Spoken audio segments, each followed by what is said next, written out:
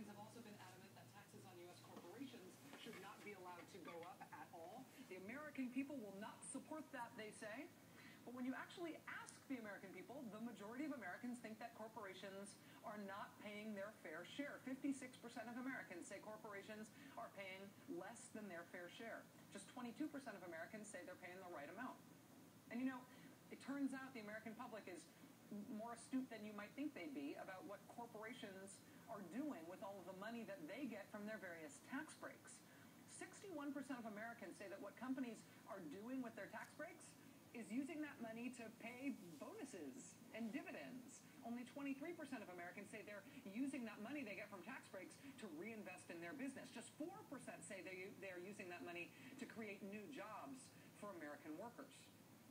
The Republican argument of this big direction of the country fight in Washington right now is that corporations need to have giant tax breaks because they'll use that money to create jobs. Only 4% of Americans believe that is true.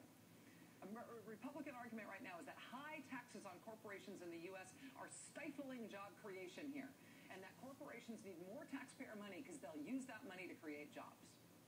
In terms of what corporations pay in taxes overall, here's how we stack up compared to the rest of the world. That's us down there at the bottom.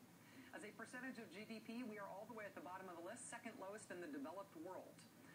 That's a pretty sweet deal for corporations that do business in America. And that's just corporate income taxes generally, in aggregate, as a proportion of GDP. Looking at some of the big companies, looking at, say, Citigroup, for example, Citigroup was the recipient of huge tax breaks last year in 2010. The corporate tax rate is 35%, but Citigroup, they paid less than half of that. Citigroup only paid 16.9% last year. What did that massive tax break translate to? It translated to Citigroup getting rid of more than 5,000 jobs between 2009 and 2010. How about the pharmaceutical company Johnson & Johnson? Instead of the normal 35% tax rate, their tax rate in 2010 was just 21.3%. What did that giant corporate tax break mean for jobs at Johnson & Johnson?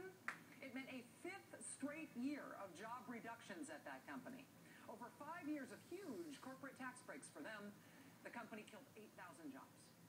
Then there's General Electric, part owner of this network. Last year, GE's corporate tax rate was a measly 7.4%. The corporate tax rate you hear so much about is 35%. They only paid 7%. Did all of those corporate tax breaks lead to American jobs? No, GE's workforce shrunk by 17,000 employees compared to the year before. Same deal with the giant tech company, Hewlett-Packard. The corporate tax rate may be 35%, but if you're HP, don't worry. Knock 15% off that. Keep it for yourself. What does the taxpayer get for that corporate welfare largesse toward Hewlett-Packard and their 20.2% corporate tax rate? The U.S. taxpayer gets diddly for that. But overseas in other countries, they got shipped to them what used to be HP's American jobs.